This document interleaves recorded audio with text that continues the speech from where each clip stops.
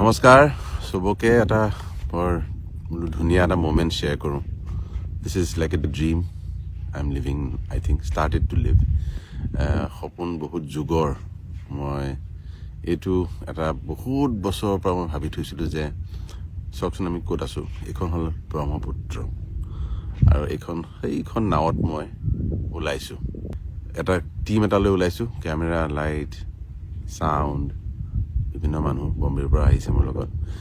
এইটো বহু বছৰৰ সপোন আছিল যে মই আমাৰ এইখন নদী, এনেকুৱা নদী, যিহেতু মই ঘূৰিয়ে ফুৰোঁ, আপোনালোকে বহুতে জানে, বহু নদী দেখিছোঁ, বহু জেগা দেখিছোঁ পৃথিৱীত. এনেকুৱা নদী নাই, এনেকুৱা জেগা নাই মোৰ মতে. গতিকে সেই বস্তুটো দেখুৱাবলৈ মানুহক খুব এখন ইণ্টাৰনেশ্যনেল কোৱালিটিৰ এখন ডকুমেণ্টাৰী, এখন ফিল্ম কৰিব মন আছিলে.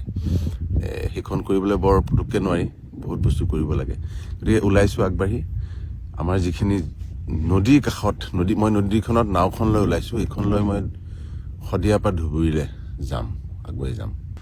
দিনে দিনে বস্তুবোৰ যেনেকৈ জেগাও নাইকিয়া হৈ গৈছে, তেনেকৈ সংস্কৃতিও নাইকিয়া হৈ গৈছে. মই বিভিন্ন জেগাত গৈছোঁ, শদিয়া আগলৈ দেউৰী মানুহ, দেউৰী ভাষাই ক'ব নজনা হৈ গ'ল তেওঁলোকে, এতিয়া অসমীয়া গীত গায়. মই ক'লোঁ যে এইটোতো আৰু কেইটা দিন থাকে নাজানো. 15 বছৰ আগতে যদি মই কৰিলোঁ, মই 20 বছৰ আগতে এইটো ভাবিছিলোঁ এইখন কৰিম বুলি. তেতিয়া ক্ষমতা নাছিল, সক্ষম হোৱা নাছিলোঁ কৰিবলৈ.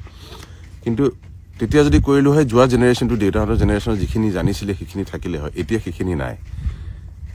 আৰু সঁচাকৈ মই স্কেৰচিটিটো বা সেই মিছ কৰিছোঁ, যিটো টেলেণ্ট নাইকিয়া হৈ গৈ আছে. গীত মাতবোৰো কেনেকুৱা কিমান দিন থাকে নাজানো, সেইটো এটা ৰখাটো দৰকাৰ. আৰু চবতকৈ দৰকাৰ পৃথিৱীখনক মই দেখুৱাব খুজিছোঁ আমি ক'ৰ পৰা আহোঁ. মই পাইছোঁ অলৰেডি, কিন্তু মই বোলো আৰু কিবা আৰু যদি ফৰ্মত পাওঁ, আৰু নুশুনা গীত পাওঁ. গতিকে মই হ'লেও এনেকৈ অনুৰোধ কৰোঁ, আপোনালোকে যদি পাৰে, যিয়ে য'ত ভাল পায়, যে এইটো গীত একেবাৰে থলুৱা শুনিবলৈ অমুক এজন আছেগৈ গায়, আইতা এজন আছে, কোনোবাই গায় ভাল,